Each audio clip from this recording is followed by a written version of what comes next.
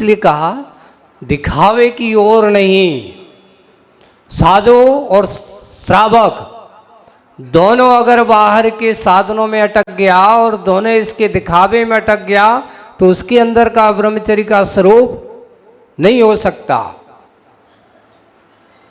इसलिए साधन हमें वही होना चाहिए जिससे कि उसके अंदर का सील बना रहे। आज हम अपने सील को ताक पर रखने, हमारी आज की वर्तमान शिक्षा प्रणाली तो ऐसी हो गई है। अभी कुछ समय पहले एक मैंने समाचार पढ़ा था, हो सकता है 2-4 साल हो गए होंगे, कि पाश्चात्य संस्कृतियों का आक्रमण आज हमारे देशों पर होता चला जा रहा है।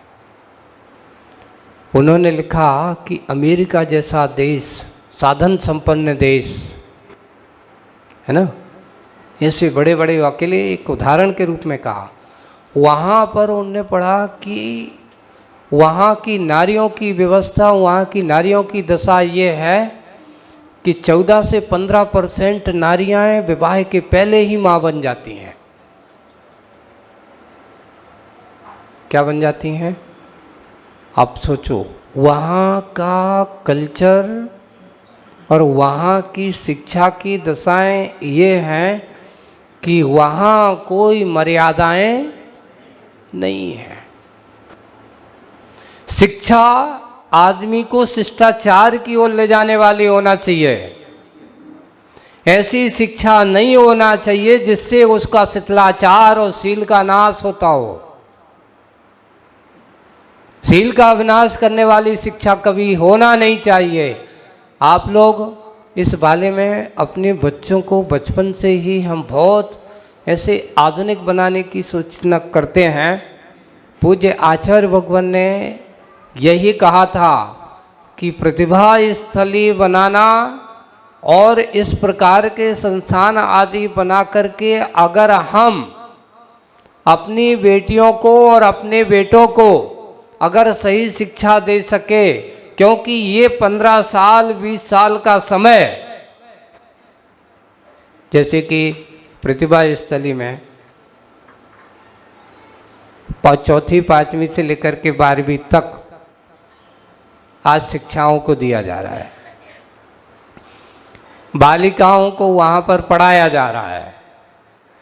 उसका उद्देश्य, आचार्य जी से पूछा, आचार्य जी आपने बालिकाओं के बारे में क्यों सोचा, बालकों के बारे में क्यों नहीं सोचा?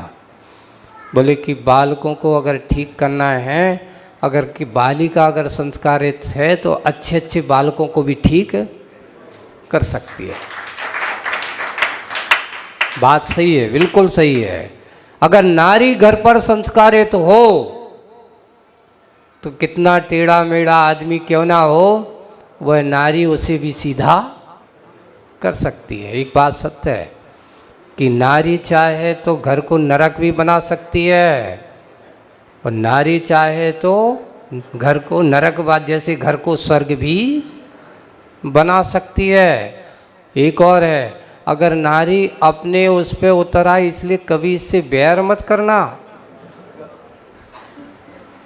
महाराज आप तो बहुत उनको बहुत बढ़ावा दे रहे हो। आज पूजा में तो कह दिया संसार में विषयाभिलाषा, पहले तो लोग इसका अब तो पाठ बदल दिया है लोगों ने। पहले लिखा था संसार में विषबील नारी तज गए योगी स्वरा, ऐसा कहा जाता था। धीरे धीरे पूजनों में संपादन होता जा रहा है। क्यों? अब उनका डर उनके अंदर भी आने, ज़्यादा कहेंगे तो भैया ऐसा ना हो कि सब छोड़ छाड़ के चले जाएं, ऐसा ना। देखिए अपने अंदर, यहाँ इस बात को मैं आप लोगों को बता रहा हूँ कि संसार में नारी, अपने यहाँ लिखा है कि ये वो घर है जो घर को संभालने वाली है, शील और शिक्षा से उसको संस्कारित करने वाली है। आज पूज्य आचार्य जी ने और हमारे आगम ग्रंथों में लिखा है, नारी को, कन्या को क्या कहा, तो उन्होंने लिखा उभय कुल वर्धिनी, ये शब्द दिया। एक कुल की शान नहीं, कितने कुल की शान होती है? बेटा तो मात्र अपने घर का ही रहता है, लेकिन बेटी जो होती है उसको उभय कुल वर्धिनी कहा। एक कुल, जब तक वो अपने माता पिता के पास रहती है अपने माता पिता का गौरव बढ़ाती है, और जब वो विवाह करके अपने ससुराल जाती है तो अपने सास ससुर की गरिमा और घर की गौरव को बढ़ाने वाली होती है। इसलिए उसको कौन से कहा? उभय कुल वर्धिनी। इसलिए एक नारी, उसमें नीतिकारों ने लिखा 100 शिक्षक का काम करती है। एक मां अगर संस्कारित है तो 100 शिक्षक एक तरफ और एक मां एक तरफ।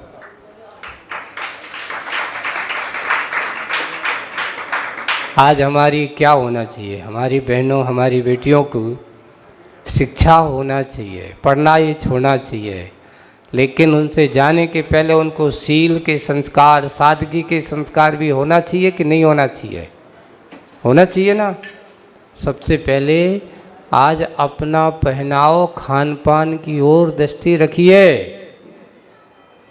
अपने बच्चों को ऐसी, अभी से बच्चों को इस प्रकार की शिक्षा दें, इस प्रकार के संस्कार दें कि बेटा आपको ये शरीर, ये मनुष्य पर्याय मिली है, इससे जीवन जीना सीखो, इसका सदुपयोग करना सीखो।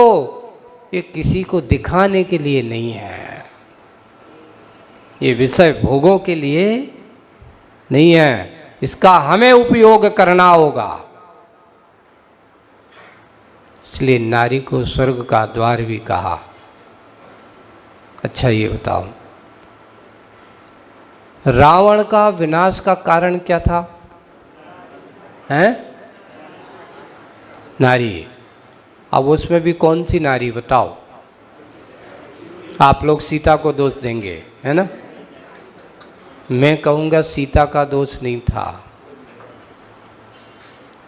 ना, रावण को अगर विनाश करने वाली थी तो उसकी अपनी बहन, जिसका नाम क्या था?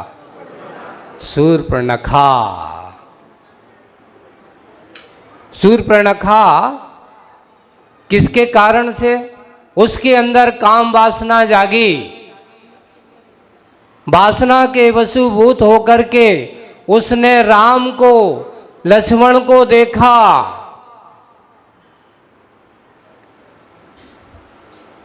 और उसने उनको क्या करना चाहा? उनको मोहित करना चाहा, अपने माया जाल में, त्रिया जाल के चरित्र के जाल में फंसाना चाहा।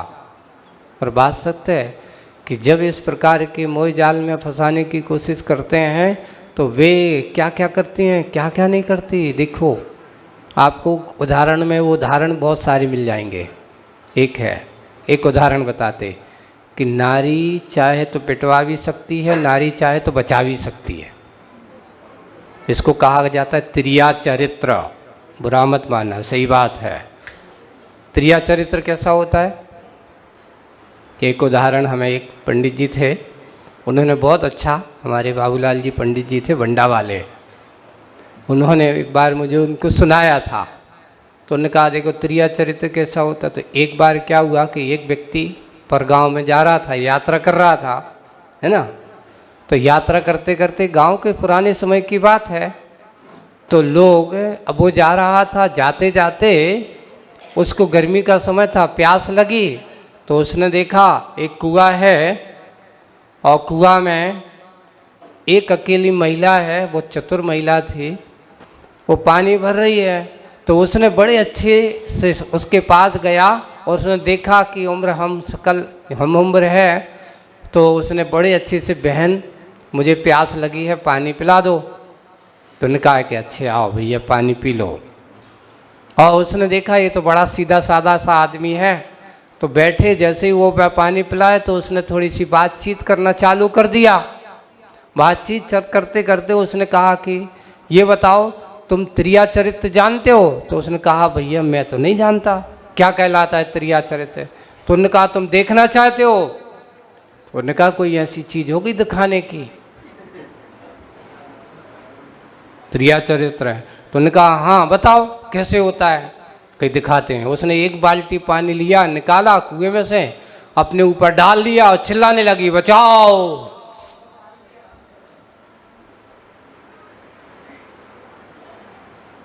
बचाओ। तो आसपास के लोग ने देखा हुआ है जो पास थे, अकेला आदमी है, अकेली महिला है, लगता है इसने कुछ गड़बड़।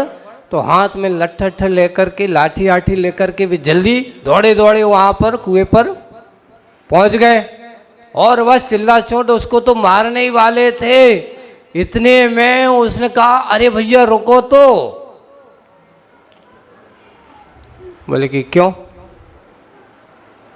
इन्हें तुम्हारे लिए छेड़ा ना?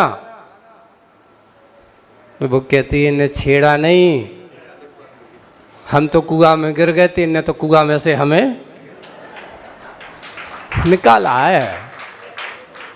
उसने कहा, वो आदमी देख करके कहता, भैया वास्तव में सत्य है, तेरा चरित्र बड़ा कठिन है। अगर चाहे तो अभी कुछ नहीं बोलती तो हमारी तो मुंडी फूट गई थी, हाथ पांव टूट गए थे।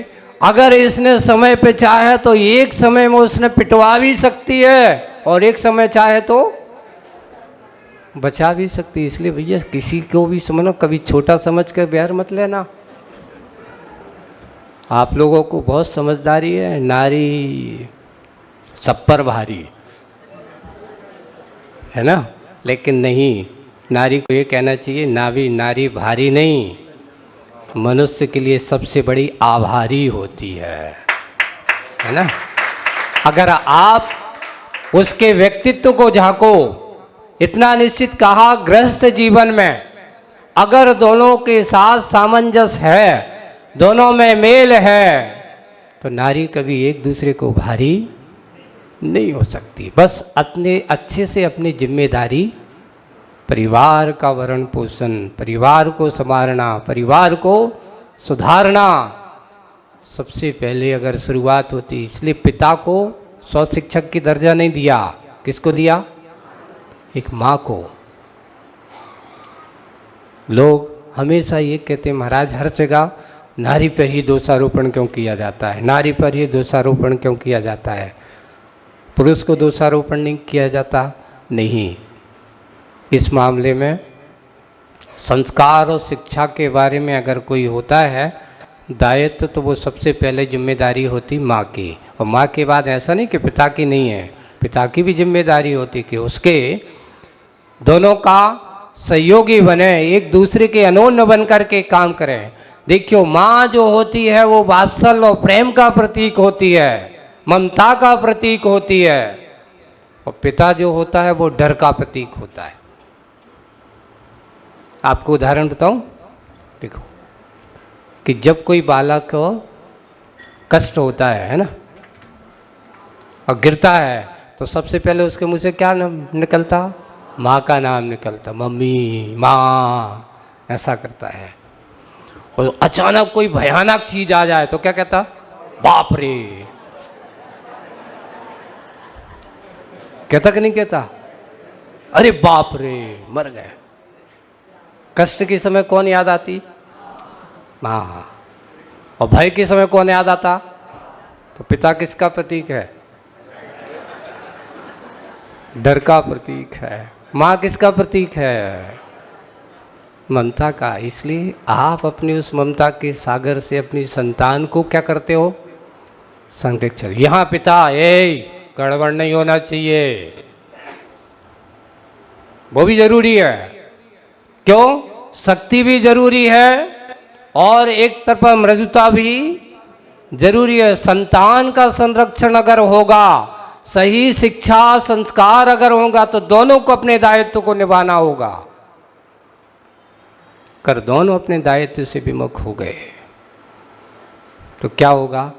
उस घर में फिर कोई सादगी और सील की बात नहीं होगी। इसलिए कभी भी अपनी संतान को इतना फ्री हिट मत दो कि हाँ बेटा जो चाहिए सब लो, ये पैसा है भरपूर, ये कैडेट कार्ड है। बंधु, आज तुम कैडेट पकड़ाओगे, कल वो तुम अपना कैरियर कह देंगे कि पिताजी बाय, मैं चली अपने घर। यही हो रहा है। इसलिए ऐसा भी नहीं कितना भी साधन संपन्न हो, हमारे पास पैसा है, सब कुछ है, लेकिन नहीं, पैसे के साथ साथ हमें उनके आचरण को, उनके करियर को, उनके भविष्य को, इसके साथ साथ आपका भविष्य भी भरा पड़ा हुआ है। अगर उनका भविष्य बिगड़ा है तो तुम्हारा भी भविष्य बिगड़ने वाला है, क्योंकि बुढ़ापे में फिर तुम्हारे लिए कोई साथ देने वाला नहीं है, आप भी रोगे। तो सबसे पहले हम अपने घर से शुरुआत करें। कहाँ से चालू करें? अपना घर में एक सादगी, शिक्षा, संस्कार अगर होगा तो आपका ब्रह्मचर्य, आपका धर्म मात्र ऐसा नहीं पूजन कर लिया और हमारा काम हो गया, आज ब्रह्मचर्य धर्म की उपासना हो गई, नहीं, हमें अपने आप को स्वयं आचरण के मार्ग पर चलाना होगा, स्वयं इस प्रकार के आचरण के मार्ग पर चलना होगा। इसलिए आचार्य की इस हाइको को बहुत अच्छे से याद रखना, क्योंकि नारी को संतान का शिल्पी भी कहा है, नारी को देवी भी कहा है और नारी के लिए दुर्गा भी कहा है। दोनों सब रूप है, देवी भी है और शिल्पी भी है, संभालने वाली भी है। उसके लिए क्या कहा गया? देवी का रूप बन जाए, जब वो दानवता को, दरिद्रता को दूर करने का काम करती है तो वो देवी बन जाती है। और कोई अगर उनके घर पर बुरी दृष्टि लगाए तो वो दुर्गा भी बन जाती है और शिल्पी भी बन जाती है। कि कब? जब अपनी कोई बच्ची में कोई खोट हो तो एक छोटी सी चोट दे करके उस खोट को निकालने का काम भी करती है। तो इसलिए तीनों रूपों में हम शिल्पी का रूप भी बने, देवी का रूप भी बने और दुर्गा का रूप भी ज़रूरत पड़े तो बनने की कोशिश करें। यही है, हम अपने अंदर की वासना से नहीं, आत्मा की उपासना को आराधना का विषय बनाएं। यही हमारे उत्तम ब्रह्मचर्य का सार है। अगर तुम इन वासनाओं के चक्कर में पड़ गए तो तुम्हारी आत्मा की उपासना क्या, इस भव की वासनाओं में ही फंसे रहोगे। इसलिए बाहर के वसन से नहीं, आत्मा की उपासना से ही आत्मकल्याण होगा। अब आत्मा का श्रृंगार कैसे हो सकता है? उत्तम आचरण से ही हो सकता है, उत्तम ब्रह्मचर्य धर्म से ही हो सकता है। इसलिए ये हमारी संस्कृति, हमारी सभ्यता है, इसको हमें पालन करते हुए आचरण करना चाहिए। इसी भावना के साथ बोलिए उत्तम ब्रह्मचर्य धर्म की।